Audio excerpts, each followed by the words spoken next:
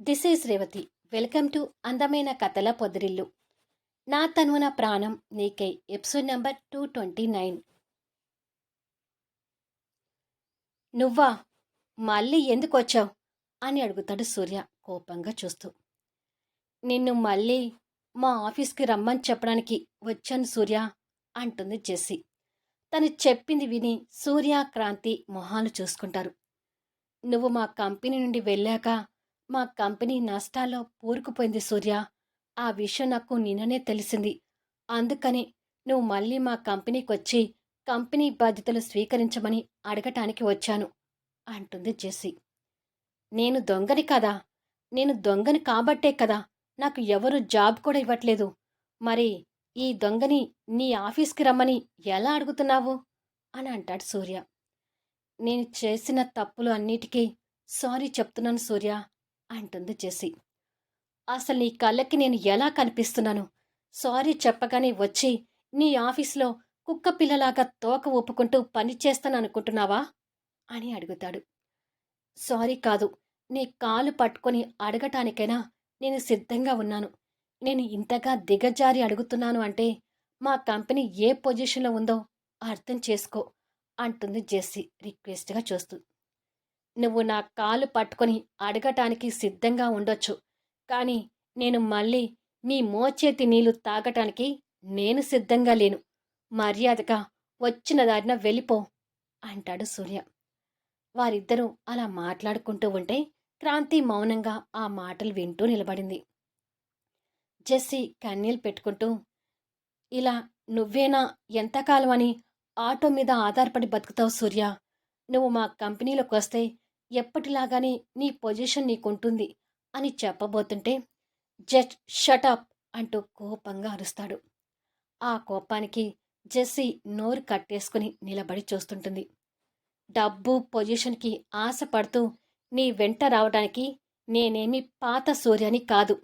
ఆ సూర్య ఎప్పుడో చచ్చిపోయాడు. ఇప్పుడు ఉన్న సూర్యకి దేవాలయం లాంటి ఈ ఇల్లు, మహాలక్ష్మి లాంటి భార్య ఉంది. ఈ సూర్యకు ఇవే ఆస్తులు, ఇవే ఆశలు అంటాడు గట్టిగా. ఆ మాటకు జెస్సీ క్రాంతి వైపు చూస్తుంటే క్రాంతి సూర్య వైపు అనునయంగా చూస్తుంటుంది. తిరిగి జెస్సీ సూర్యని రిక్వెస్ట్ చేస్తూ, కొంచెం మా పరిస్థితి అర్థం చేసుకో సూర్య. నువ్వు నన్ను పెళ్లి చేసుకొని మా నాన్నకి అల్లుడవుతావనే ఉద్దేశంతో మా నాన్న నిన్ను నమ్ముకొని చాలా చోట్ల ఇన్వెస్ట్మెంట్ పెట్టాడు. అలా పెట్టి ఇప్పుడు పీకల దాకా అప్పుల్లో కూరుకుపోయాడు. ఇప్పుడు నువ్వొచ్చి కంపెనీ బాధ్యతలు తీసుకోకపోతే మేము ఇప్పుడు రోడ్డున పడే పరిస్థితిలో ఉన్నామని కన్నీళ్ళు పెట్టుకుంటూ చెప్తుంది. నన్ను నమ్ముకొని ఇన్వెస్ట్ పెట్టమని నేను ఎప్పుడూ మీ నాన్నకి చెప్పలేదు. నేను మీ కంపెనీలో ఉన్నన్ని రోజులు నిజాయితీగా నా బాధ్యతను నిర్వర్తించుకుంటూ వచ్చాను. కానీ మీ బుద్ధులేంటో తెలిసాక అన్నీ వదులుకొని బయటికి వచ్చాను. అయినా అన్యం పుణ్యం తెలియని క్రాంతి మీద దొంగతనం మోపి జైలు పాలు చేసిన ఆ ఆఫీస్కి నేను మళ్ళీ తిరిగి వస్తానని ఏ ఆశతో అడగటానికి వచ్చావు అని అడుగుతాడు. కావాలంటే నేను క్రాంతి కాలు పట్టుకొని క్షమాపణ అడగటానికి కూడా సిద్ధంగా ఉన్నాను సూర్య అంటుంది. అందితే జుట్టు, అందకపోతే కాలు అనే సామెత బహుశా మీలాంటి వాళ్ళని చూశాకే వచ్చి ఉంటుంది. నువ్విక్కడ కాలు పట్టుకొని అడిగినా కరిగిపోయే వాళ్ళు ఎవ్వరూ లేరు గాని మర్యాదగా వచ్చిన దారినే వెళ్ళిపో అంటాడు. ప్లీజ్ సూర్య అంటూ రిక్వెస్ట్ చేస్తుంది. మా ఇంటి నుండి వెళ్ళిపోతావా, లేదంటే ఒక ఆడపిల్లివని కూడా చూడకుండా మెడపట్టి బయటికి గెంటమంటావా అని కోప్పడతాడు. సూర్య మాటలకు జెస్సీ కన్నీళ్ళు పెట్టుకుంటూ క్రాంతి వైపు చూస్తుంది. క్రాంతి తనతో ఒక్క ముక్క కూడా మాట్లాడకుండా కోపంగా మొహం తిప్పుకుంటుంది. నువ్వైనా ఒకసారి సూర్యకి చెప్పి చూడు క్రాంతి అంటుంది. మీరు ఏం మాట్లాడుకుంటారో నాకు సంబంధం లేదు అని, నా ఆఫీస్ టైం అవుతుంది సూర్య, నేను వెళ్ళేస్తాను అని చెప్పి క్రాంతి వెళ్ళబోతుంటే, ఆగు క్రాంతి, నేను వచ్చి నిన్ను డ్రాప్ చేసి నా డ్యూటీకి నేను వెళ్ళిపోతాను అని జెస్సీ వైపు చూస్తాడు. ఆ చూపు అర్థమై జెస్సీ బయటికి వెళ్తుంటుంది. వెళ్తున్న తన వైపు ఇద్దరూ కోపంగా చూస్తుంటారు. తన వెనకనే సూర్య, క్రాంతి కూడా బయటకొస్తారు.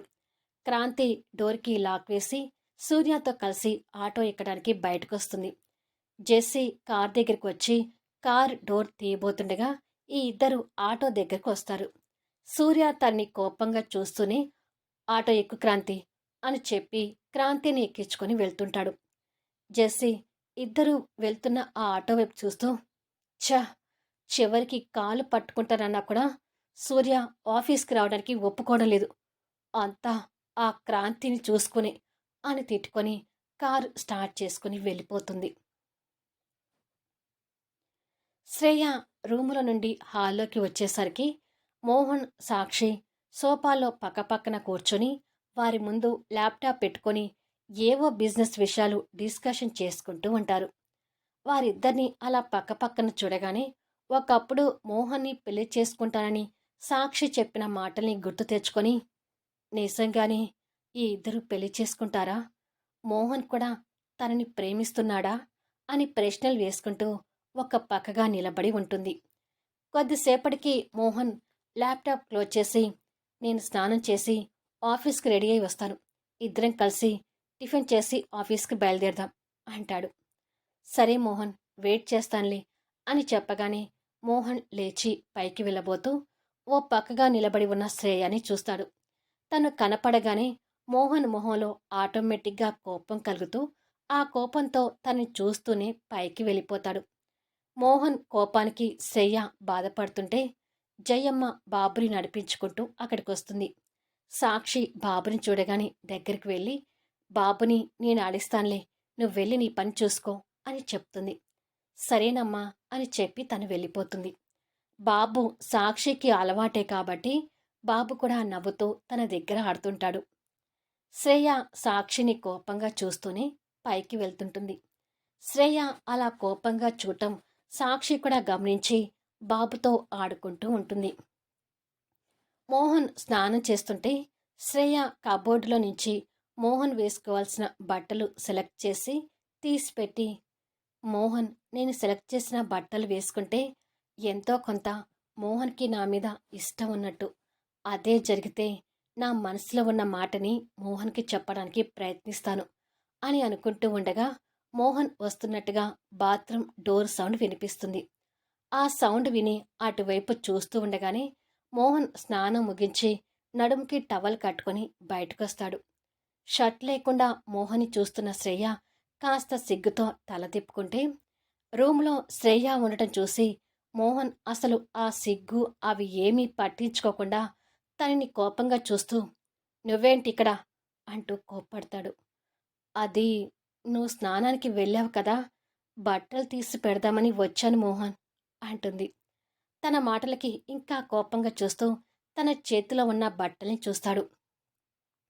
ఇవి నువ్వు ఎప్పుడూ వేసుకొని కొత్త డ్రెస్ కదా, ఈ బట్టలు నీకు బాగుంటాయని సెలెక్ట్ చేశాను, ఇవాళ ఇవి వేసుకో మోహన్ అంటుంది. మోహన్ దగ్గరికి వచ్చి తన చేతిలో ఉన్న బట్టలు తీసుకుంటాడు. అది చూసి శ్రేయ సంతోషపడుతూ, మోహన్ ఈ బట్టలు వేసుకోగానే నా మనసులో ఉన్న మాటని మోహన్కి చెప్పేస్తాను అని అనుకుంటుంది. మోహన్ ఆ బట్టలు చూసి తిరిగి తనని కోపంగా చూస్తుంటాడు. ఆ కోపాన్ని చూసి భయపడుతూనే, ఈ డ్రెస్ చాలా బాగుంది మోహన్, నువ్వు వేసుకుంటే ఇంకా బాగుంటుంది అని ఆశగా చెప్తుంది. మోహన్ ఇంకో టవల్ తీసుకొని మీద కప్పుకొని జయమ్మ అంటూ పని మనిషిని పిలుస్తుంటాడు. కింద బాబుతో ఆడుతున్న సాక్షికి కూడా ఆ కేకలు వినిపిస్తుంటాయి. వస్తున్నాను బాబుగారు అంటూ జయమ్మ పైకి వెళ్తుంటుంది. వాళ్ళిద్దరూ ఒకే దగ్గర ఉండటం, మోహన్ అలా కేకలు పెట్టడం చూసి సాక్షి అనుమానంగానే ఉంటుంది. ఇప్పుడు తనని ఎందుకు పిలుస్తున్నావు మోహన్ అని అడుగుతుంది శ్రేయ. తను అలా అడుగుతూ ఉండగానే జయమ్మ లోపలికొచ్చి, ఏంటి సార్ అని అడుగుతుంది. మొన్న మీ అబ్బాయి కోసం నా పాత బట్టలుంటే ఇవ్వమని అడిగావు కదా, ఈ బట్టలు తీసుకో అని చెప్పి మోహన్ ఆ బట్టలు తనకిస్తాడు. అది చూడగానే శ్రేయ ఆశలు నీరిగారిపోతుంటే జయమ్మ ఖరీదు కల కొత్త బట్టలు చూసి ఆశ్చర్యపోతూ, నేను పాత బట్టలు ఇవ్వమన్నాను గాని ఇంత ఖరీదైన కొత్త బట్టలు ఎందుకు సార్ అని అడుగుతుంది. పర్వాలేదులే, తీసుకొని వెళ్ళు అంటాడు మోహన్. సరే సార్ అని చెప్పి జయమ్మ వాటిని తీసుకుని వెళ్ళిపోతుంది. జయమ్మ ఆ బట్టలు తీసుకుని రావడం సాక్షి చూసి, ఏంటి ఈ బట్టలు అని అడుగుతుంది. జయమ్మ ఉన్న విషయం చెప్తుంటుంది. బట్టలు తనకిచ్చినందుకు శ్రేయ బాధపడుతూ, నేను నీ కోసం ఎంతో ఇష్టంగా సెలెక్ట్ చేస్తే నువ్వేంటి మోహన్ తనకిచ్చావు అని అడుగుతుంది. నాకు ఇష్టం లేని వాళ్ళు నా బట్టలు సెలెక్ట్ చేస్తే ఇలాగే చేస్తాను అంటాడు కోపంగా. మోహన్ మాటలకి తన కళ్ళలో నీళ్లు తిరుగుతుంటాయి. నువ్విక్కడ ఉంటుంది కేవలం బాబుని చూసుకోవడం కోసమే కానీ నాకు బట్టలు సెలెక్ట్ చేసి పెట్టడానికి కాదు. అసలు నా రూమ్లోకి రావడమే తప్పు అంటే నేను వేసుకోవాల్సిన బట్టలు నువ్వు సెలెక్ట్ చేయడం ఇంకా తప్పు అంటాడు. ప్రతిదీ అలా తప్పు తీస్తావు ఎందుకు మోహన్? నేను ఈ రూమ్లోకి రాకూడదా అని అడుగుతుంది. రాకూడదు, రావటానికి వీల్లేదు, గెట్ అవుట్ ఫ్రమ్ ఇయర్ అంటూ గట్టిగా అరుస్తాడు. ఆ అరుపు కింద ఉన్న సాక్షి కూడా వినిపిస్తుంటుంది. మరి కాసేపటికి శ్రేయ కన్నీళ్లు పెట్టుకుంటూ కిందికి రావడం సాక్షికి కనిపిస్తుంది. శ్రేయ కన్నీళ్లు తుడుచుకుంటూ కిందికి వచ్చి సాక్షిని కోపంగా చూసి తనతో ఆడుకుంటున్న బాబుని తీసుకుని రూమ్లోకి వెళ్ళిపోయి డోర్ వేసుకుంటుంది. మరి కాసేపటికి మోహన్ మరొక డ్రెస్లో ఆఫీస్కి రెడీ అయి కిందికొస్తాడు. సాక్షి మోహన్ని చూస్తూ ఉండగానే, ఇక ఆఫీస్కి వెళ్దామా సాక్షి అని అడుగుతాడు. టిఫిన్ చేయలేదు కదా అని అడుగుతుంది సాక్షి. ఇప్పుడు ఇక్కడ టిఫిన్ తినే మూడ్ లేదు, ఇక్కడ వద్దులే, బయట చేద్దాం పదా అని చెప్పి మోహన్ వెళ్ళిపోతుంటాడు. అక్కడ ఉన్న జయమ్మ అవన్నీ చూస్తూ మౌనంగా ఉంటే సాక్షి తనను చూసి మోహన్ వెనుక బయలుదేరింది. ఇక శ్రేయ తన గోడునంతా కొడుక్కి చెప్పుకుంటూ, మీ నాన్నకి నేనంటే అస్సలు ఇష్టం లేదురా, అందుకే నేను సెలెక్ట్ చేసిన బట్టలు జయంకి ఇచ్చాడు. కానీ మీ నాన్న అంటే నాకు చాలా ఇష్టం. మీ నాన్న ఏమో నా నీడని చూసినా కూడా విరుచుకుపడేలాగా ఉన్నాడు అని చెప్పుకుంటూ ఏడుస్తుంటే బాబుకి ఏదో అర్థమైనట్టుగా కన్నీళ్లు పెడుతున్న తల్లిని బాధగా చూస్తుంటాడు.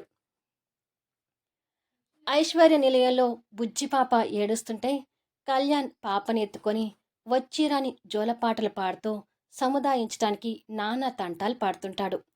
కానీ పాప ఏమాత్రం ఆపకుండా కళ్యాణ్ దుంప తెంచుతుంటుంది. అయ్యో గ్రాని, నువ్వు అలా ఏడుస్తూ నన్ను ఏడిపిస్తున్నావు తెలుసా, ప్లీజ్ గ్రాని ఏడుపు ఆపవా అంటూ ఇక రిక్వెస్ట్కి దిగుతాడు. కానీ గ్రాని పాప ఇంకాస్త గొంతు పెంచి ఏడుస్తుంటుంది. ఆ ఏడుపు భరించలేక, ఎనిమి ఎక్కడున్నావు, ఈ గ్రాని నా దుంప తెంచుతుంది, తొందరగా రా అంటూ కేకలు పెడుతుంటాడు. మైథిలి అక్కడికి నవ్వుతూ వస్తూ, నువ్వు నీ మెంటలతో అమ్మమ్మ గారిని తక్కువ ఏడిపించావా ఏంటి? అందుకే ఇప్పుడు అసలు వడ్డీ చక్కెర వడ్డీతో సహా అన్నీ తీర్చుకుంటుంది అంటూ దగ్గరకు వస్తుంది. నిజంగా అలాగే ఉంది, ఈ గ్రాని నా మాట అస్సలు వినడం లేదు అంటూ వాపోతుంటాడు. నువ్వు కూడా ఒకప్పుడు అమ్మమ్మగారి మాట వినలేదు కాబట్టే ఇప్పుడు నీ కూతురు రూపంలో పుట్టిన ఈ అమ్మమ్మగారు నీ మాట వినడం లేదు అంటూ మైథిలి పాపని చేతిలోకి తీసుకోగానే ఏడుపు ఆపేసి నవ్వుతుంటుంది. ఓహో, అయితే గ్రాని నువ్వు ఈ ఎన్మి పార్టీ అన్నమాట అంటాడు కళ్యాణ్ సున్నితంగా పాప బొగ్గ నొక్కుతూ. అవును అన్నట్టుగా అంటుంది. మరి మా అమ్మమ్మగారి దగ్గర నేను పెరగలేదనే మాటే కానీ మా అమ్మమ్మగారికి నేనంటే చాలా ఇష్టం అంటూ పాపకి ముద్దు పెడుతుంది మైథిలి. వాళ్ళిద్దరిని చూసి కళ్యాణ్ తృప్తిగా నవ్వుతూ సంతోషపడుతుంటాడు. అయినా నువ్వేంటి ఆఫీస్ కూడా ఎగ్గొట్టి మీ గ్రానీతో ఆడుతూ కూర్చున్నావు అని అడుగుతుంది. గ్రానీ బారసాల అయ్యే వరకు నో ఆఫీస్ అంటూ ఎన్మి బుగ్గని కొంటెగా నొక్కుతూ చెప్తాడు. తన ముందే సరసాలు ఆడుతున్నందుకు గ్రానీ పాప మళ్ళీ ఏడుపుకు లేస్తుంది. మళ్ళీ నెక్స్ట్ వీడియోలో కలుద్దాం. అద్భుతమైన కథనంతో ఆసక్తికరంగా సాగిపోయే కథా వీడియోస్ని మిస్ కాకుండా చూడండి. కథ నచ్చితే లైక్ చేయండి, కామెంట్ షేర్ చేయండి, సబ్స్క్రైబ్ చేసుకుని ఛానల్ షేర్ చేస్తూ సపోర్ట్ చేయండి. Thanks for listening.